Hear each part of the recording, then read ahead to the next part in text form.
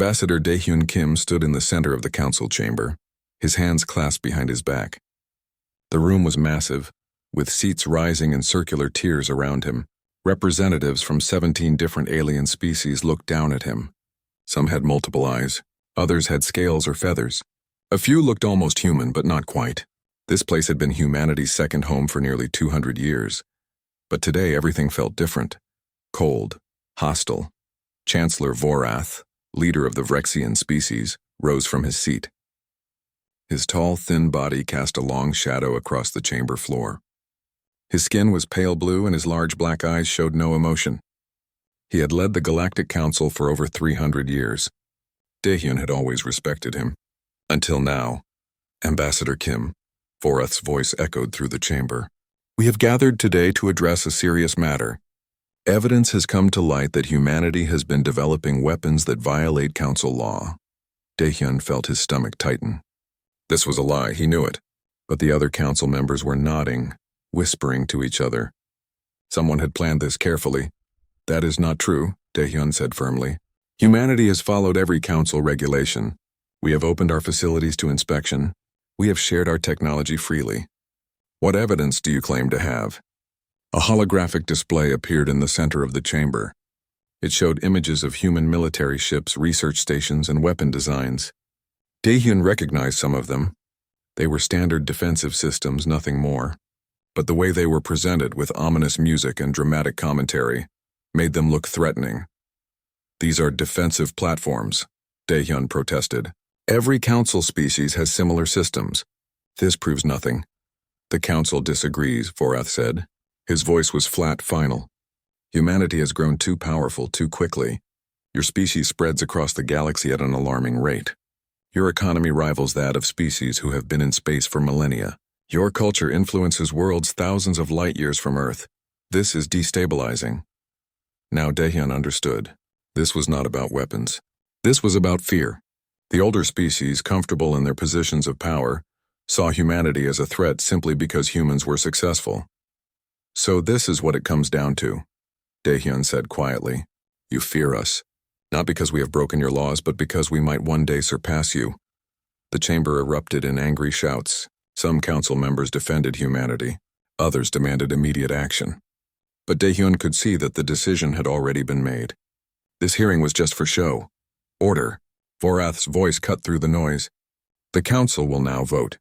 The motion is to expel humanity from the Galactic Union, effective immediately. All human military and civilian assets must be withdrawn from council space within 30 days. The vote was swift. 13 species voted for expulsion, 3 voted against, 1 abstained. Daehyun felt the weight of 2 centuries of cooperation crumble in that moment. He thought of the human children who had grown up playing with alien friends, the scientists who had worked side by side with council researchers, the traders who had built businesses across 1,000 worlds. All of that gone. You are making a mistake, Daehyun said. His voice was calm, but everyone in the chamber could hear the steel beneath it. Humanity has been a loyal member of this council. We have fought beside you in wars. We have shared our discoveries. We have opened our worlds to your people, and this is how you repay us? Vorath would not meet his eyes. The decision is made. You have 30 days. Daehyun turned and walked out of the chamber. His footsteps echoed in the sudden silence. Outside, Captain Ji-Woo Park was waiting. She commanded the ESS Defiance, humanity's most advanced warship. It was stationed near the Council space station Nexus Prime. She saluted as Daehyun approached. Sir? She asked. What happened? We have been expelled, Daehyun said quietly. Contact Earth. Tell them to initiate Protocol Exodus. Ji-Woo's face went pale. Protocol Exodus was the emergency plan for a complete withdrawal from Council space. It had been created decades ago, but no one thought it would ever be needed. All of our people? She asked. Every station, every colony, every ship? Everything, Daehyun confirmed. We have 30 days. Not a moment longer. Back on Earth, Minister Hee-Sung Lee received the news in her office overlooking the Atlantic Ocean. She had been humanity's military liaison to the Council for 15 years. She had always suspected this day might come. The Council had grown nervous as humanity expanded. She had warned her superiors, but they had dismissed her concerns. Now she had been proven right, and it gave her no satisfaction. She activated the emergency protocols. Across human space, alarms began to sound. Ships changed course. Stations began evacuation procedures. Millions of humans in Council space packed their belongings and prepared to leave homes they had known for generations. The next 30 days were chaos. Human cargo ships, passenger vessels, and military transports flew constantly between Council space and human territory. Some alien friends helped, hiding human property or buying it at fair prices. Others turned their backs, afraid to be associated with the expelled species. On the final day, Daehyun stood on the bridge of Captain Jiwoo's ship. Behind them, a fleet of human vessels stretched across space. Every human in Council space was accounted for. They were going home, but it did not feel like a victory. "All ships report ready, Ambassador," Jiwoo said softly. Daehyun looked at the view screen. Nexus Prime glowed in the distance, a beautiful station where he had spent so many years working for peace and cooperation. He would never see it again. "Take us home, Captain," he said. The human fleet turned as one and jumped to faster than light speed. Within moments, they were gone from Council space. Behind them, the Council celebrated. They had removed the threat. The old order was safe, but some of the wiser species felt uneasy. They remembered a human saying, "Be careful what you wish for." Minister Hyesung Lee called an emergency meeting of Earth's government as soon as the last ship crossed into human space. She stood before the assembled leaders with a grim expression. "The Council has made their position clear," she said. "They see us as a threat. They have cast us out. I propose we give them exactly what they fear." "What do you mean?" asked the Prime Minister. Hyesung smiled, but it was not a warm smile. "I mean, we close our borders. We develop our own technology. We expand into unexplored space, and we make sure that if the Council ever threatens us again, we will be ready, not just to defend ourselves, but to show them what humanity can truly become when we stand alone." The vote was unanimous. Humanity would turn inward. The borders were sealed. No Council ship would enter human space without permission. No human ship would enter Council space unless invited. And in the darkness between stars, humanity began to build something the galaxy had never seen before. 20 years had passed since humanity left Council space. 20 years of silence. Admiral Jiwoo Park stood on the observation deck of the ESS Indomitable, watching construction crews work on the newest addition to Earth's defense fleet. She was no longer the young captain who had evacuated humans from Nexus Prime. The years had added gray to her hair and lines to her face, but her eyes were sharp, focused. The ship taking shape before her was unlike anything the galaxy had ever seen. It was massive, nearly 3 kilometers long. Its hull was made from materials that bent light around it. Its weapons could tear holes in reality itself. This was humanity's answer to being cast out. "Beautiful, is it not?" a voice said behind her. Dr. Minho Choi joined her at the window. He was the lead scientist of the Prometheus Initiative, the classified project that had consumed 20 years and trillions of credits. He looked tired but satisfied. "Beautiful and terrifying," Jiwoo replied. "Sometimes I wonder if we have gone too far." "The Council forced our hand," Minho said. "They wanted us gone because they feared what we might become. So we became it." Jiwoo did not answer. She thought about the human colonies that now stretched into previously unexplored regions of space. Humanity had expanded rapidly without the Council's regulations holding them back. They had developed technologies the Council had banned as too dangerous. They had become exactly what Vorath had feared. Her communicator beeped. "Admiral, we have a situation. Council vessel detected at the border." Jiwoo's expression hardened. In 20 years, no Council ship had approached human space. The automated defense platforms had standing orders to destroy any vessel that crossed the border without permission. "Hold fire," she ordered. "Let me see what they want." On Mars, in a small house overlooking Valles Marineris, Daehyun Kim sat in his garden. He was old now, truly old. Retirement had not been kind to him. The banishment haunted his dreams. Sometimes he wondered if he could have done something differently, said something that would have changed the Council's mind. His communicator chimed. He almost ignored it. Most days he preferred solitude, but something made him answer. "Daehyun, this is Jiwoo. I need you to see something." An hour later, Daehyun stood in the command center on Luna Station watching a recording. The Council ship at the border was broadcasting a message on repeat. The voice was Vorath's. "Humanity, please respond. We need your help. The galaxy is under attack." Daehyun felt his heart skip. Vorath sounded desperate. That alone was shocking. The proud chancellor begging humanity for help. Tell me what is happening out there, Daehyun said to Jiwoo. We have been monitoring council space, Jiwoo admitted. We never truly cut ties. Our intelligence network has been watching them for 20 years. She brought up a holographic display. It showed the galaxy, with human territory marked in blue and council space in green, but large sections of council space were now marked in red. 3 years ago, something entered the galaxy from outside, Jiwoo explained. The Dravak swarm. They are not like anything we have encountered before. They consume entire worlds, breaking them down for resources. They adapt to every weapon used against them. They learn from every battle. How many worlds have they taken? Daehyun asked. Over 200. Half the council species have lost their home worlds. Billions are dead. Daehyun stared at the map. The red was spreading like a disease across the galaxy. The council, with their ancient fleets and outdated tactics, were losing badly. They sent 3 diplomatic probes to our border over the past year, Jiwoo continued. All were destroyed by our automated defenses before they could deliver their messages. This is their 4th attempt. Vorath himself is on that ship. And what does Prime Minister Soo-Jin Han say? Daehyun asked. Jiwoo's expression was neutral. The Prime Minister has not yet decided. Minister Hyesung Lee wants to let them burn. She says they cast us out and deserve whatever happens to them. And what do you think? Daehyun asked quietly. Jiwoo was quiet for a long moment. I think I am a soldier. I follow orders. But I also think that if the swarm destroys the council, they will eventually come for us. And I think that no matter how angry we are, letting billions die when we could help them makes us no better than those who banished us.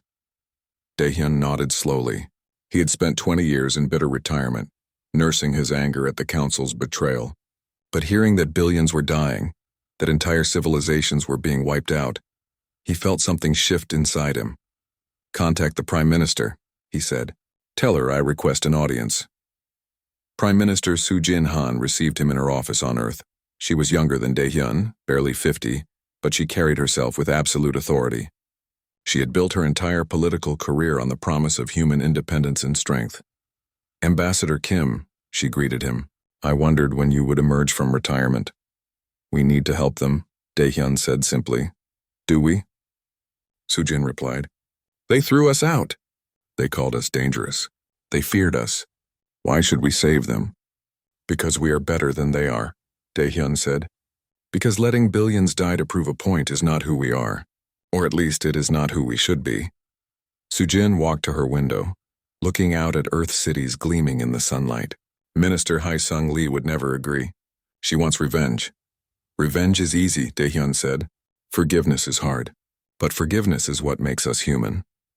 I will think about it, Soo-Jin said finally. For 3 days, Vorath's ship waited at the border. The old chancellor sat in his quarters wondering if this was how it would end.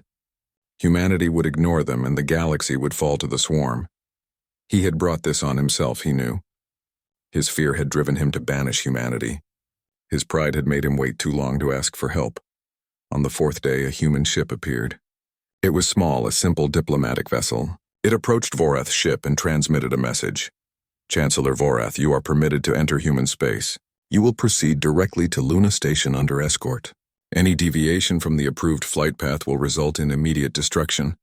Vorath closed his eyes in relief. It was not much, but it was something. Humanity had not refused outright. There was still hope. As his ship crossed into human space for the first time in 20 years, Vorath looked out at the defense platforms lining the border. They were massive, bristling with weapons. Each one could destroy his ship in seconds.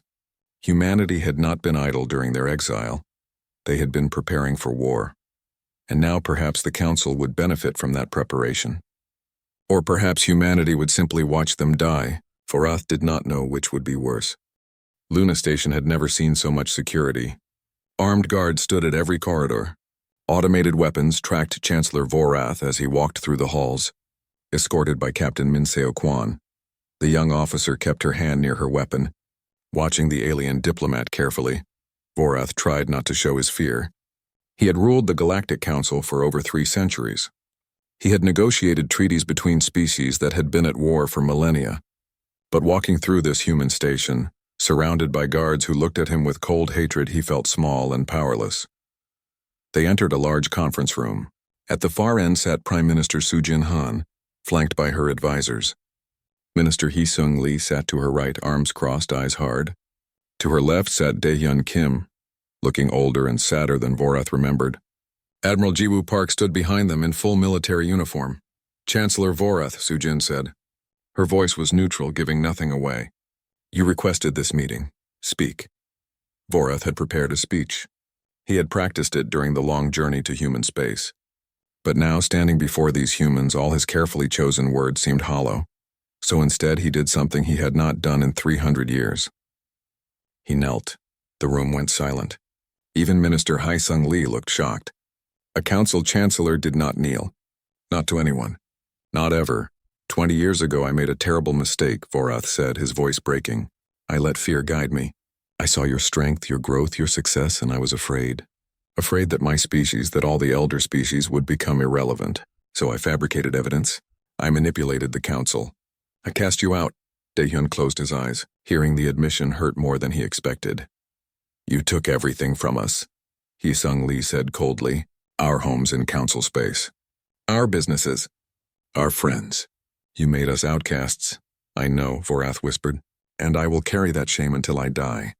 But I am not here for myself. I am here for the billions who will die if you do not help us. The Dravak swarm is unlike anything we have faced. They consume worlds. They adapt to our weapons. They learn from our tactics. We are losing badly. He raised his head, meeting Sujin's eyes. Half the council species are already gone, extinct. Their worlds are dead husks, stripped of all life. The rest of us are barely holding on. Nexus Prime will fall within a year. After that, the swarm will spread unchecked across the galaxy. And you come to us, Hee-sung Lee said. To the species you feared so much, you exiled us. How does that feel, Chancellor? Like justice, Vorath admitted. I created the very situation I feared. By casting you out, by forcing you to stand alone, I made you even stronger. You developed weapons we banned as too dangerous. You expanded into regions we thought impossible to colonize. You did everything I feared you would do. And now you are our only hope. Sujin leaned back in her chair, studying the kneeling chancellor. Give me one reason why we should help you. One reason why we should not simply watch the council burn and then deal with the swarm ourselves. Vorath was silent for a long moment. Then he said simply, because you are better than I am. The words hung in the air. Hye-sung Lee shook her head in disgust and stood. We should let them die. They deserve it. Perhaps they do, Dae-hyun said quietly. It was the first time he had spoken. Perhaps they deserve to face the consequences of their actions. But what about the innocent? What about the billions who had no say in our banishment?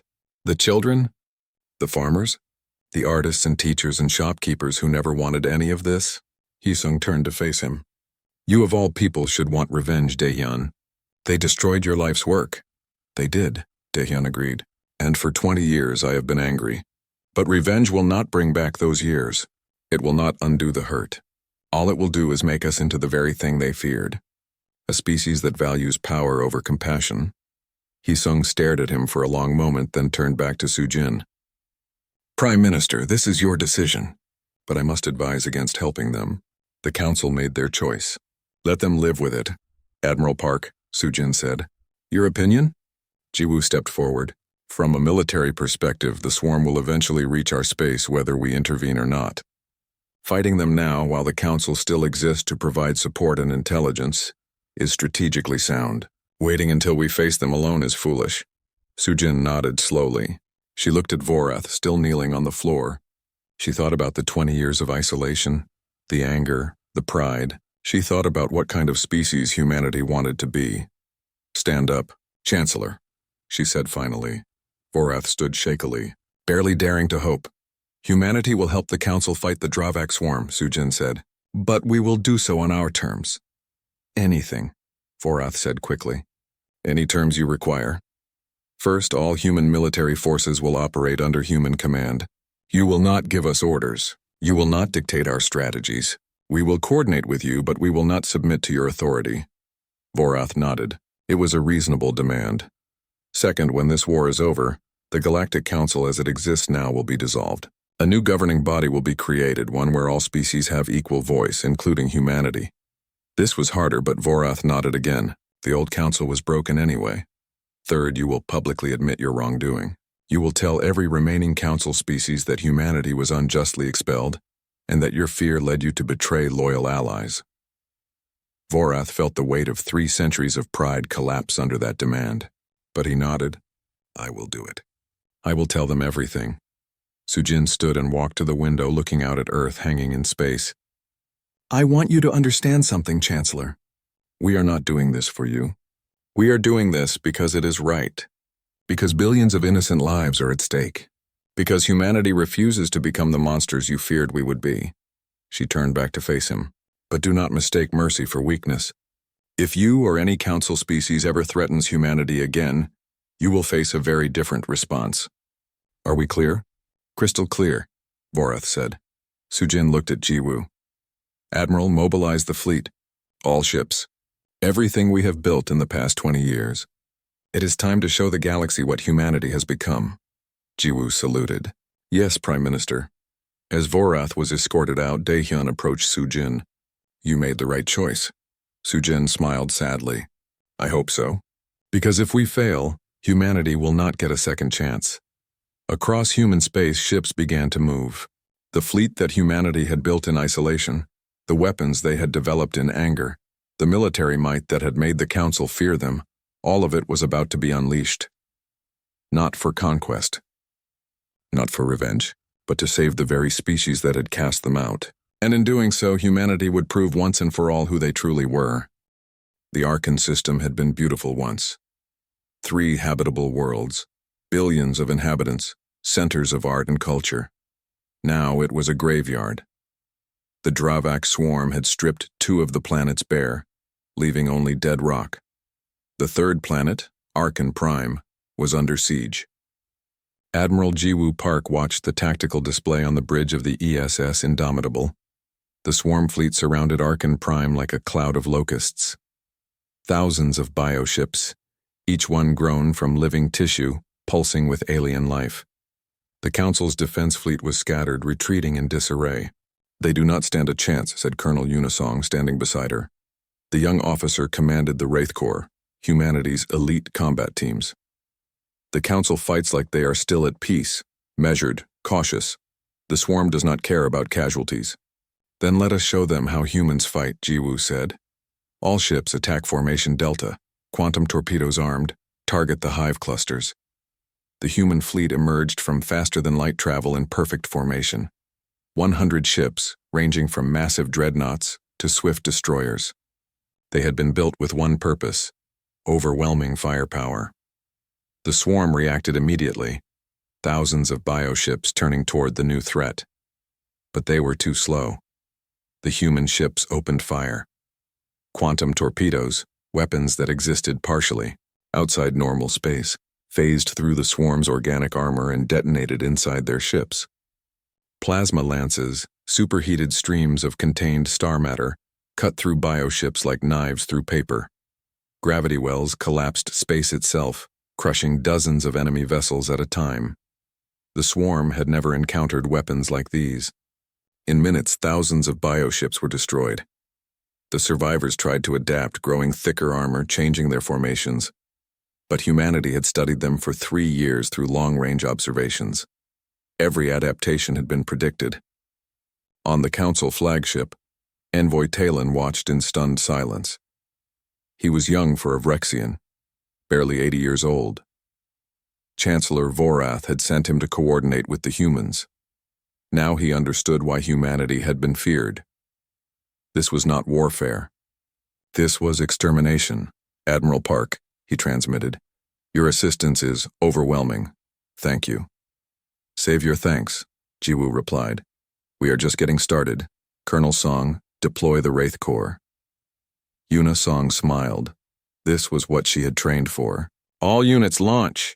From the human ships, thousands of small pods shot out into space. Each contained a team of 4 soldiers in advanced combat armor. They were headed toward the largest swarm bioships, the hive ships where the swarm's consciousness resided. Boarding a swarm ship was considered suicide by Council standards. The interior was toxic, filled with acidic atmosphere and deadly organisms. But humanity had prepared. The Wraith Corps wore sealed suits that could survive anything. They carried weapons designed to work in extreme environments. Yuna's pod slammed into the hull of a hive ship. Cutting tools burned through the organic armor. Her team dropped inside, weapons ready. The interior was a nightmare. Pulsing walls, creatures that seemed to be part of the ship itself, and a smell that would have killed an unprotected human instantly. But Yuna and her team moved with practiced efficiency, following maps created by analyzing dead swarm ships. Dr. Choi, she transmitted back to the fleet. We are inside, deploying collection units. Dr. Minho Choi watched from his lab aboard the Indomitable. This was the real mission. The firepower was impressive, but he needed samples. Living tissue from the hive ships, genetic information. Only then could he develop a real weapon against the swarm. Samples received, he said after a tense few minutes. Colonel Song, get your people out of there. Yuna's team fought their way back to their pod. Behind them, explosive charges detonated, ripping the hive ship apart from within. They launched just as the ship began to die, its organic systems shutting down in a cascade of failure.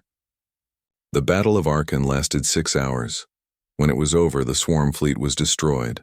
Not scattered, not retreating, completely eliminated. The human fleet had lost 3 ships and suffered minor damage to a dozen others. The Council forces could not believe what they had witnessed.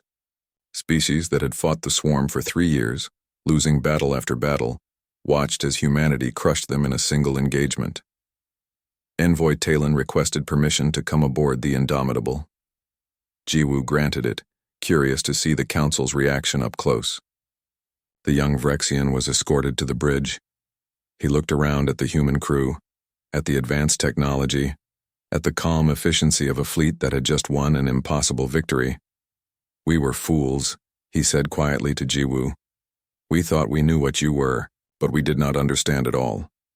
Understanding is not your fault, Jiwoo replied. We were not this strong when you knew us. Exile forced us to become this. You created the very weapon you feared. Over the next 3 months, the human fleet swept through the war zones. Battle after battle, they pushed the swarm back. Dr. Minho Choi worked tirelessly in his lab, analyzing the samples Yuna's teams had collected. Finally, he found what he was looking for. The swarm was not individual creatures.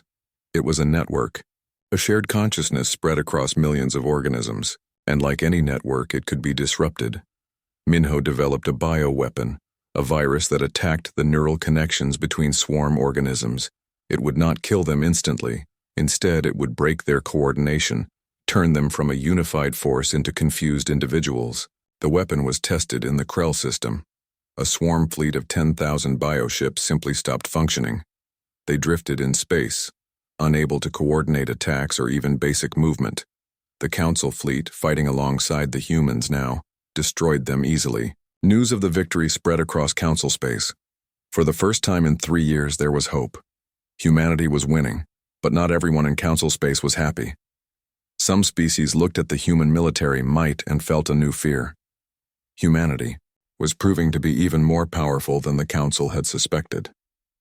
What would they do when the war was over? Chancellor Vorath, now serving as an advisor rather than a leader, watched these concerns grow.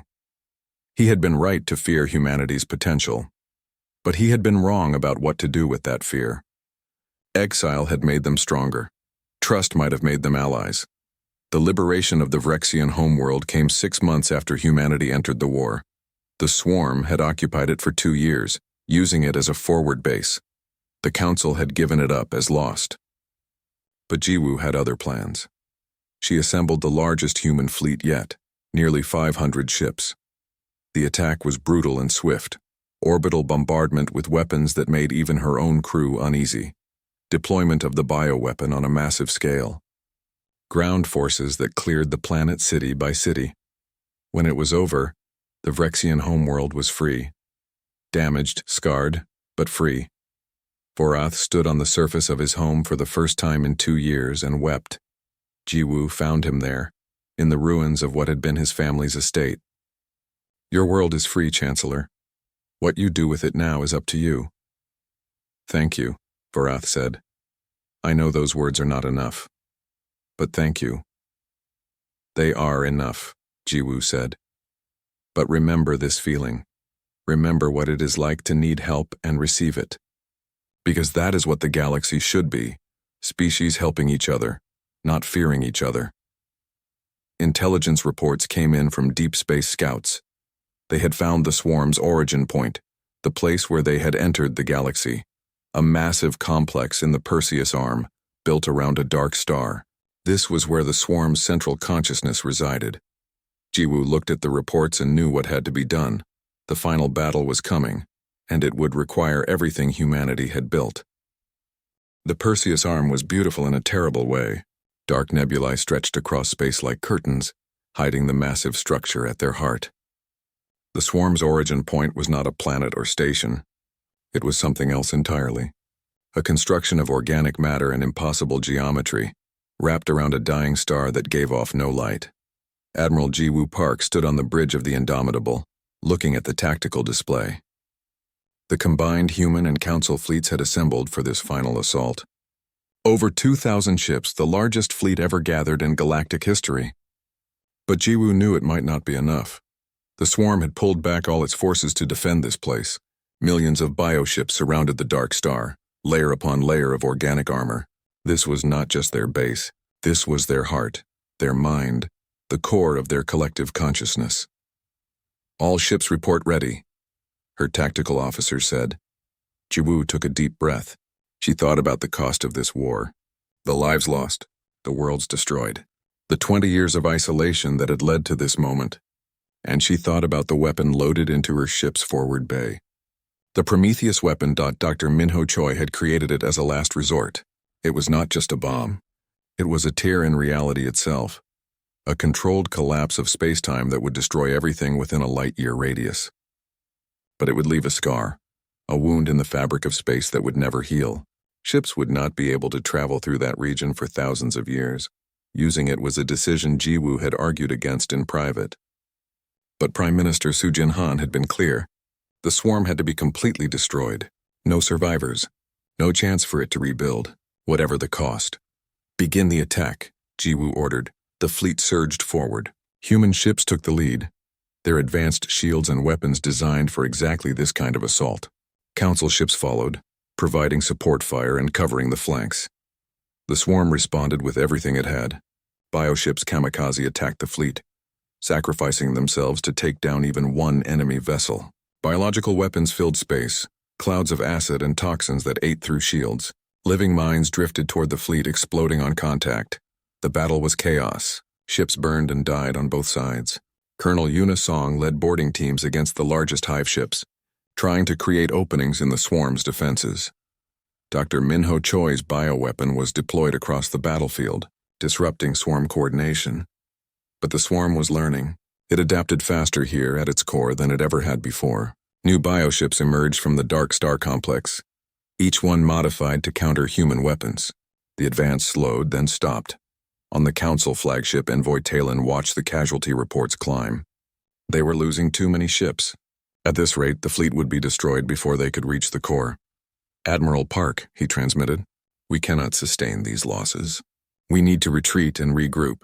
Jiwoo looked at the tactical display. He was right. A conventional assault would fail, which meant there was only one option left. All ships pull back to minimum safe distance, she ordered. Prepare for Prometheus deployment. On Earth, Daehyun Kim watched the battle through a live feed. He sat in a conference room with other advisors, but his attention was fixed on the screen. When he heard Jiwoo's order, he felt his blood run cold. No, he whispered. She cannot do this. Prime Minister Soo Jin-han stood beside him. It is the only way to ensure the swarm is completely destroyed. At what cost? Daehyun demanded. That weapon will scar space itself. It will create a dead zone that will last millennia. Is that what we have become? A species that destroys without thought for the future? Soo-jin's expression was hard. We are a species that does what must be done. The swarm has killed billions. It will kill billions more if we fail here. I will not risk the galaxy for moral purity. Daehyun turned back to the screen, helpless. All he could do was watch. The Indomitable moved into position. The fleet had pulled back, leaving a clear path to the Dark Star. The Prometheus weapon was armed and ready. Jiwoo looked at her crew. young men and women who had trained their entire lives for this war. She thought about what firing this weapon would mean, the power it represented, the line it would cross.